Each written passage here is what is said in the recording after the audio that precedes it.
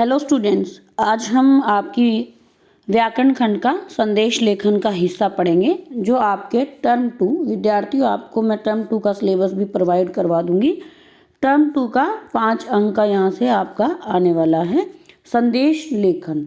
यहाँ पर सबसे पहले आपको पता होना चाहिए कि आपको कितने संदेश लेखन लिखने के लिए आएंगे।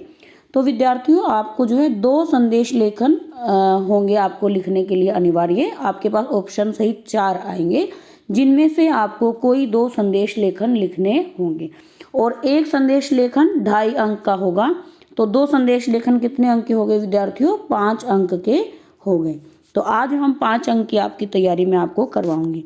तो संदेश लेखन, सबसे पहले हमें संदेश का अर्थ होना चाहिए। संदेश का सामान्य अर्थ है सूचना, जो मौखिक और लिखित दोनों रूपों में संभव है। लेकिन विद्यार्थियों, मैं आपको ये बताना चाहूँगी, जो हम अपने सिलेबस में संदेश पढ़ रहे हैं वो कैसे होंगे? अपने लिखित होंगे, आपको लिखकर बताने होंगे।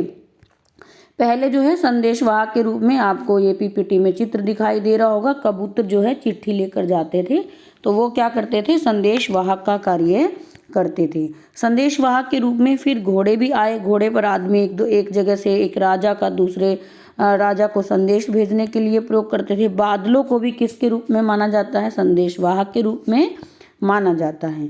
ठीक है, जो हमारा ये आप चिट्ठी बॉक्स देख रहे हैं, ये अपना मोबाइल है। पहले के मोबाइल में टेलीफोन चलते थे। ये सब क्या है? संदेश भेजने के सभी माध्यम दिए गए हैं। वर्तमान में हम जो है अनेक माध्यमों का प्रयोग करते हैं, जैसे ट्विटर है, फेसबुक है, इंस्टाग्राम है। बहुत सारी चीज़ें हैं जिनका हम संदेश भेजने के लिए प्रयोग करते हैं। ठीक है, जैसे मुझे जल्दी उठा देना, शाम को लौटने में देर होगी, खाना खा लेना। तो ये एक छोटा सा क्या है? संदेश भी हो सकता है। तो आइए जानते हैं संदेश। संदेश वैसे संस्कृत का शब्द है। किसी व्यक्ति या समूह द्वारा किसी व्यक्ति या समूह को लिखित रूप में दी जाने वाली जानकारी या विचारों को हम क्या कहते हैं? संदेश कहते हैं। कुछ जानने या संदेश का प्रयोग हम कहाँ कहाँ करते हैं विद्यार्थियों? या तो कुछ हमें जानना हो या कुछ बताना हो। हमें कोई प्रतिक्रिया व्यक्त करनी होती है तो भी संदेश माना जाएगा। परस्पर संपर्क बढ़ाना हो या भावनाओं की अभिव्यक्ति हो, इन सब क्षेत्रों में हम संदेश का प्रयोग करते हैं। निमंत्रण देने के लिए भी करते हैं, कार्यालय उपयोग के लिए भी करते हैं और जनता को जागरूक करने के लिए भी हम संदेश का प्रयोग करते हैं। संदेश लेखन का उद्देश्य क्या होता है? इसका उद्देश्य होता है घनिष्ठता व्यक्त करने के लिए, जनमानस को प्रेरित करने के लिए। घनिष्ठता का अर्थ होता है हम अपने संबंधों को और भी अच्छा बनाना चाहते हैं। जैसे आप मान लो आपका कोई मित्र है, आपको उसको बर्थडे विश करना है, तो आप मैसेज पे विद्यार्थियों क्या करते होंगे? जन्मदिन आप लिख के भेज देते होंगे, हैप्पी बर्थडे। तो ये आपने क्यों भेजा? इससे जो है आपकी मित्रता और भी अच्छी हो जाएगी, है ना। कलात्मकता और रचनात्मकता का उपयोग, सीमित शब्दों में स्वयं को अभिव्यक्त करना, सामाजिक जीवन धारा से जोड़ना। अब विद्यार्थियों, आपने जैसे एक छोटा सा मैसेज अपने मित्र को लिखा, जन्मदिन की बहुत बहुत शुभकामनाएं, तो ये शब्द कैसे होंगे? बहुत ही कम होंगे। बहुत लंबा चौड़ा हम मैसेज इसमें नहीं लिखते, छोटा सा ही मैसेज हम इसमें लिखते हैं। ठीक है, तो अब आते हैं कि इसमें कौन कौन से अंग होते हैं कि संदेश लेखन को लिखते समय आपको किन किन का समावेश करना है। तो सबसे पहले तो आपको आकर्षक तत्व लेने हैं, सृजनात्मकता लेनी है, मतलब आपको नए नए शब्दों का प्रयोग करना है। अब जो है और क्या करना है, आपको ध्यान रखना है संदेश लेखन की जो शब्द सीमा है वो 50 होनी चाहिए। 50 शब्द सीमा इसकी सही मानी गई है। ठीक है विद्यार्थियों, चलिए नेक्स्ट हम बढ़ लेते हैं। अब बात आती है कि संदेश लेखन औपचारिक होते हैं या अनौपचारिक होते हैं।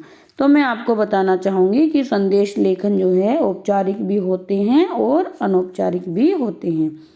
जैसे हमें कोई शुभकामना संदेश पत्र देना है, तो जन्मदिन, विवाह, वर्षगांठ, उन्नति की कामना यदि हम करते हैं तो वो कैसे हो जाते हैं? शुभकामना संदेश। वो हम कैसे देते हैं? ऑफिशियल भी दे सकते हैं और मित्रता के आधार पर भी दे सकते हैं।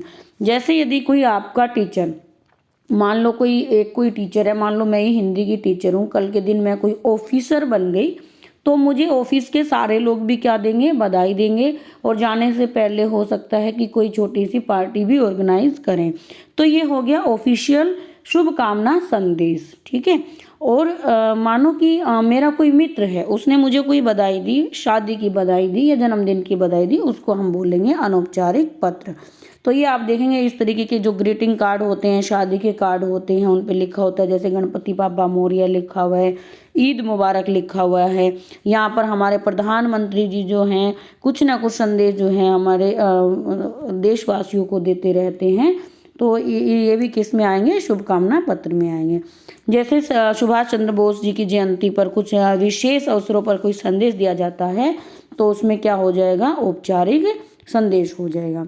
अब बात आती है कि हम इसमें कैसी भाषा का प्रयोग करते हैं। क्या हम इसमें सूक्तियों का प्रयोग कर सकते हैं? हाँ, मैं कहूँगी बिल्कुल आप इसमें गद्य और पद्य मिश्रित शैली होती है संदेश लेखन। आप इसमें गद्य का प्रयोग भी कर सकते हैं और आप इसमें पद्य का प्रयोग भी कर सकते हैं, यानी आप अपनी कुछ पंक्तियों के माध्यम से भी संदेश दे सकते हैं। और अगर गद्य और पद्य मिश्रित रहेगा तो बहुत अच्छा लगेगा।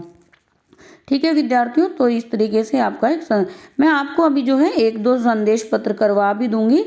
सूचना में चित्रों की आवश्यकता नहीं होती। आपको ये ध्यान रखना है कि इसमें हमें चित्रों का प्रयोग बिल्कुल भी नहीं करना है। हमें केवल संदेश अपनी पंक्तियों के माध्यम से ही देने हैं।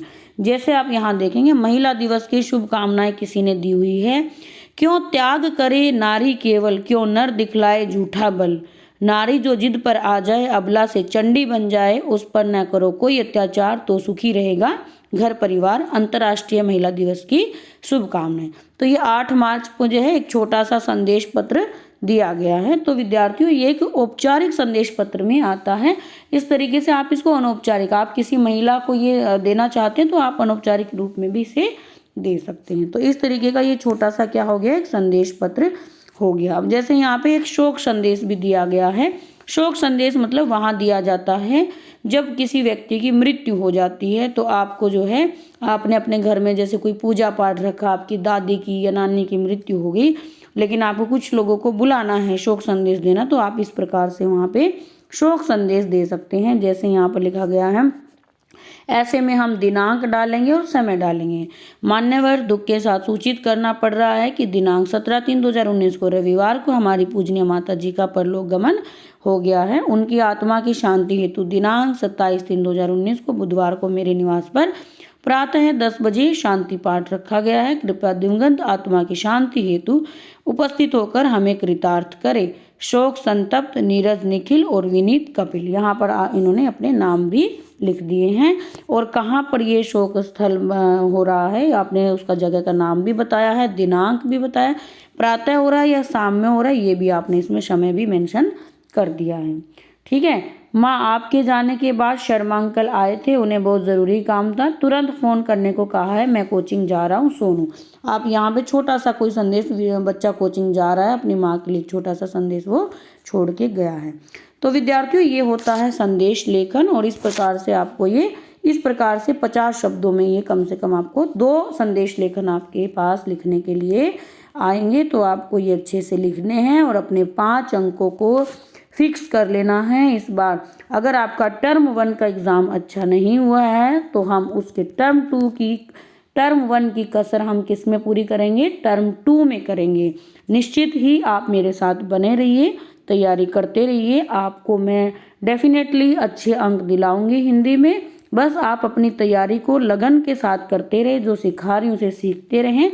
यदि आपको ये पीपीटी चाहिए तो कमेंट बॉक्स में मुझे बताइए, मैं आपको ये पीपीटी भी उपलब्ध करवा दूंगी।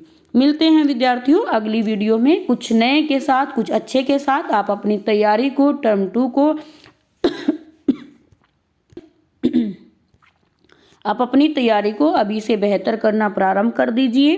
अभी से अच्छी तैयारी में लग जाइए, बिल्कुल समय आपके पास नहीं है। तो मिलते हैं अगली वीडियो में कुछ अच्छे के साथ, कुछ नए के साथ। तब तक के लिए जय हिंद, वंदे मातरम।